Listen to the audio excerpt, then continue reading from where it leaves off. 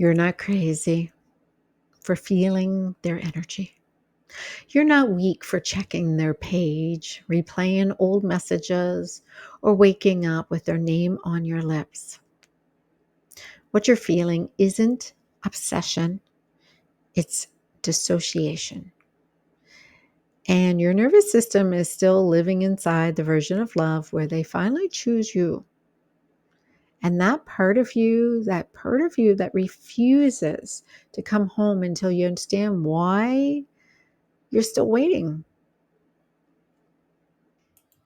When the person you love becomes an addiction, when your heart is stuck in a fantasy, your body can't let go.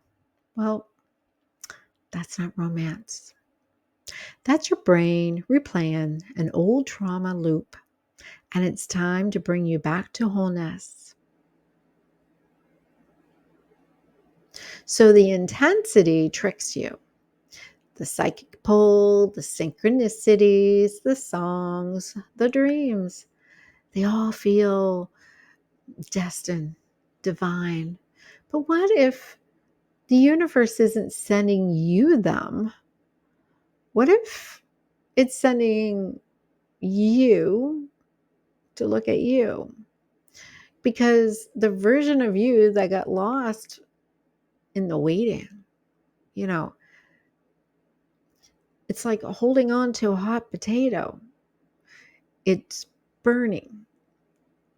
You need to learn that when it's burning, the universe is not trying to torture you by making you hold on to a hot burning coal of potato. It means it's hot so that your natural instinct is to let go. The spiritual energy you feel isn't proof of eternal union.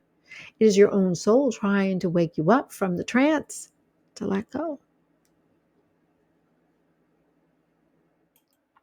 Fantasy relationships and twin flame fixations, they're not about the other person.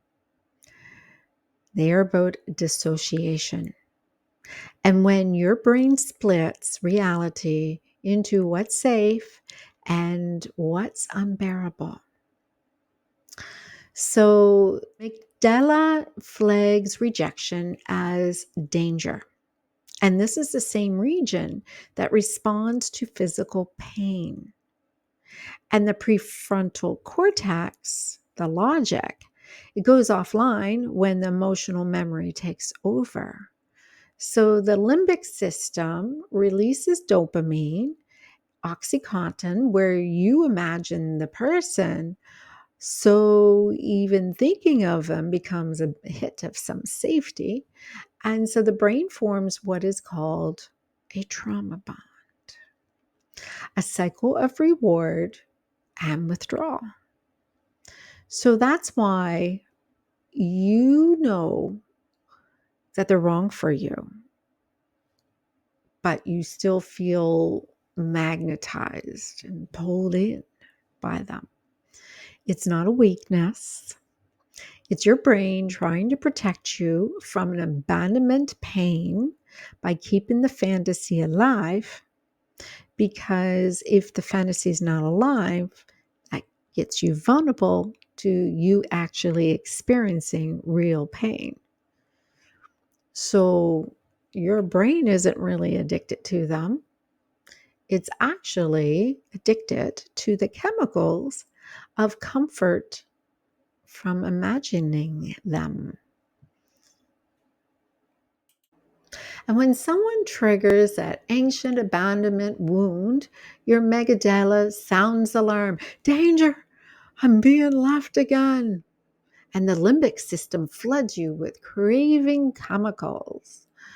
And then the prefrontal cortex, the rational part of your mind, it shuts down. And that's why you just can't stop thinking about them. You're not crazy. No, you're in a dissociative trance, and where fantasy feels safer than reality. The brain builds an illusion, a movie where love finally stays. And because it's terrified of reliving the moment it didn't.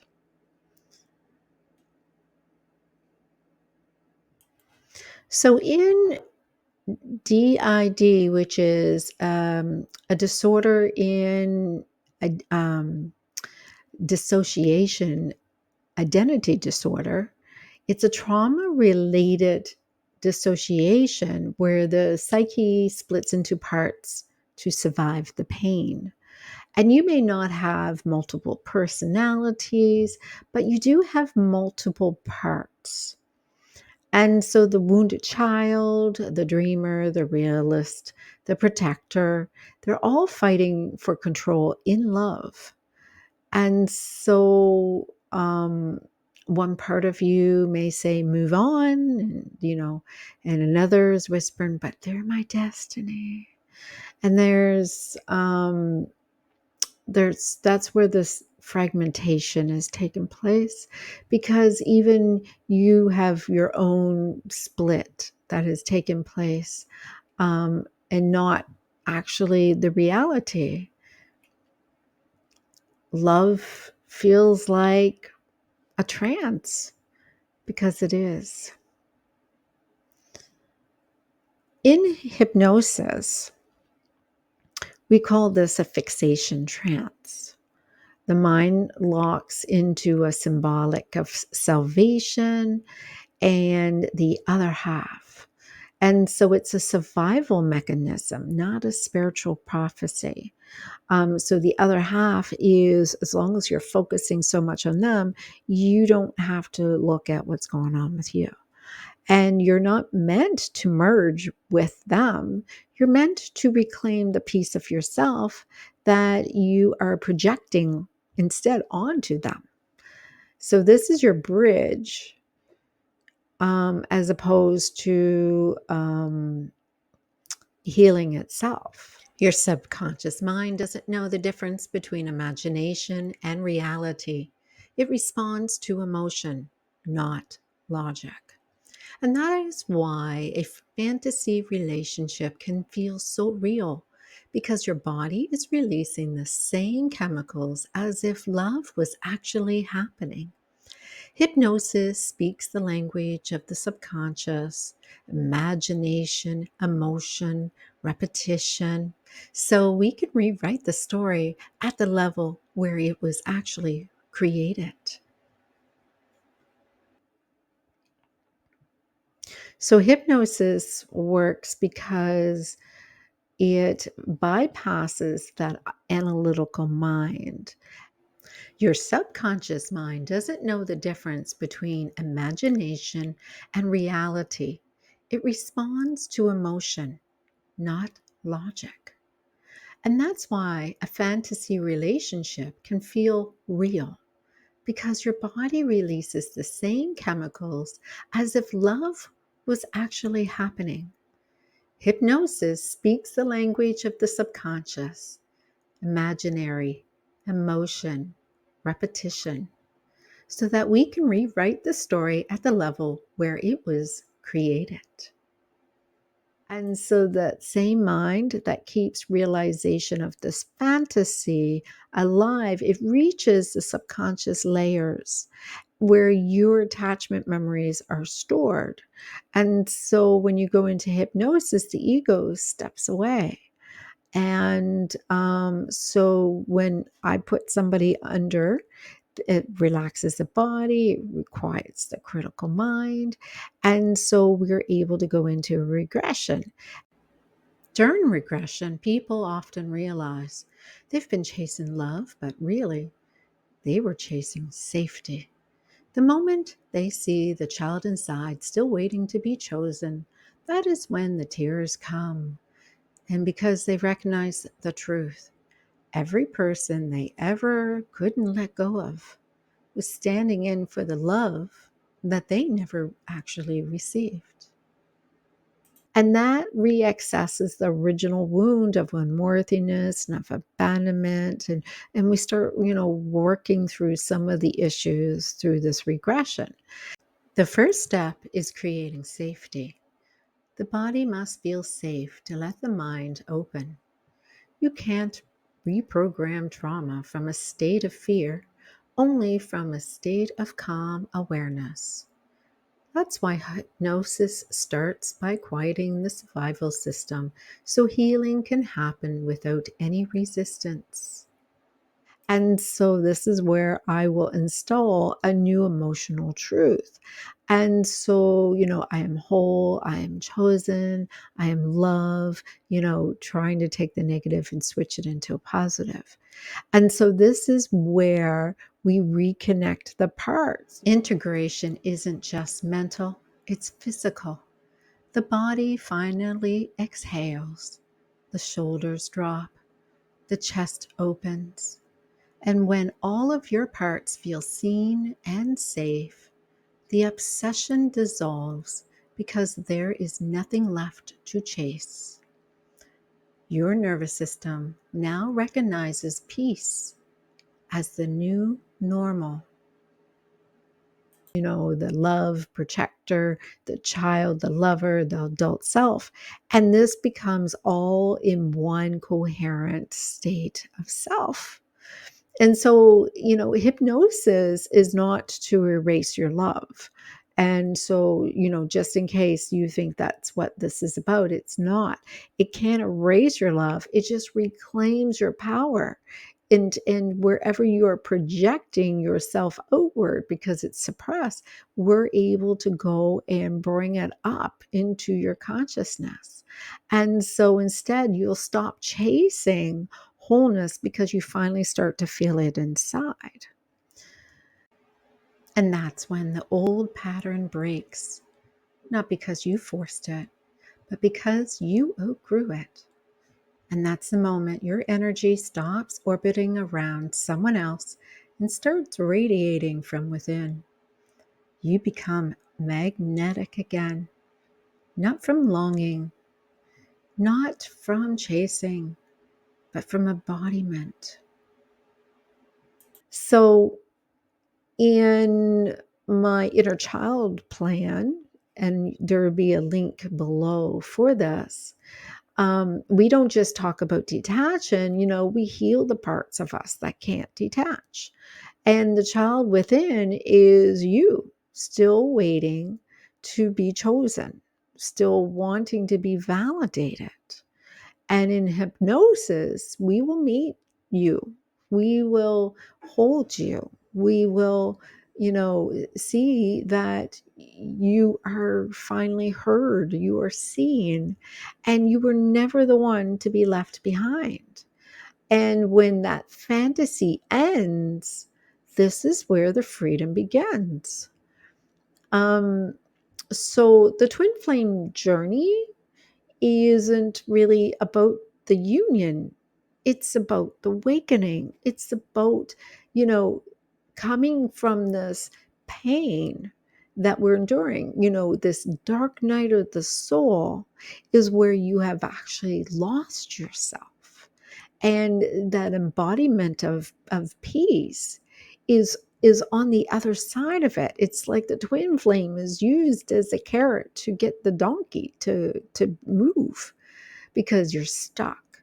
And the moment you stop needing them to come home, the moment you finally choose yourself by looking at yourself as home, you'll start realizing, you know, if you only got what it is that you think that they have, and when you start putting all that energy back into yourself, you start, wait a minute. I've I've had beautiful relationships. I had beautiful nurturing parents. I've had everything. I've always had everything before. I'm just I'm just not in the frequency of love to be able to experience and appreciate it.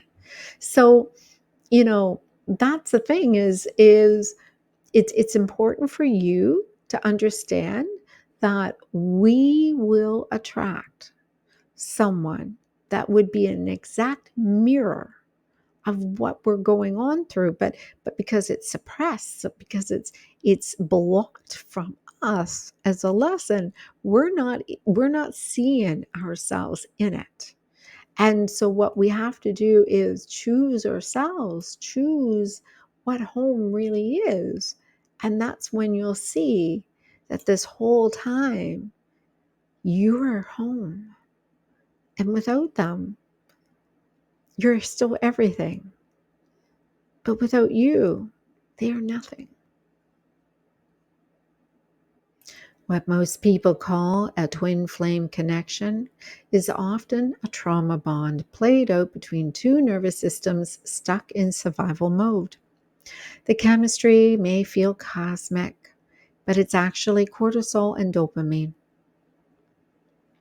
Your brain isn't addicted to them, it's addicted to the chemical hit that comes from hope, loss, hope, loss, hope, loss. And it's the same circuit that drives addiction. It's driving your connection. It's not fate. It's a feedback loop. Inside every person stuck in a twin flame fantasy are parts. The dreamer who believes, the realist who knows better, the protector who numbs, and the child who just wants to be chosen. You're not weak. You're fragmented. One part of you lives in truth, and the other is trapped in a memory. And that split is the same dissociative mechanism that forms in trauma. That's why so many people are calling this a trauma bond. Not because you're broken, but because once upon a time, reality was too painful to stay in it. And here is where healing can begin through hypnosis, through meditations. These hypnosis meditations that I create, they're not mind control. It's a focus awareness. It's the same brainwave state that your body enters every time you daydream about them, except this time you'll be using it to wake up. And so it's hypnosis, and we bypass the critical mind, the ego, and where one rationalizes this fantasy. And so we access the subconscious where the real program runs. So we will revisit the memory that created the wound. Maybe the moment love left, or felt unsafe, or where we can just reinstall a new truth.